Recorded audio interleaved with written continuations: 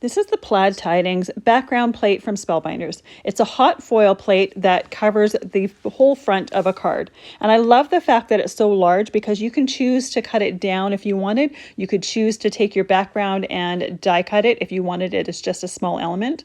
In order to use it, I use hammer mill cardstock. I tape my plate to my paper. I slide in a piece of hot foil that's big enough to cover the cardstock that I'm using in between the plate and the paper, and I paint the pretty side against the hot foil plate. I'll put it plate side down on my warmed up Glimmer machine, press the timer button with the plates on top of it, and then once it's done, I put it through my Big Shot machine. You need both heat and pressure in order to do hot foiling.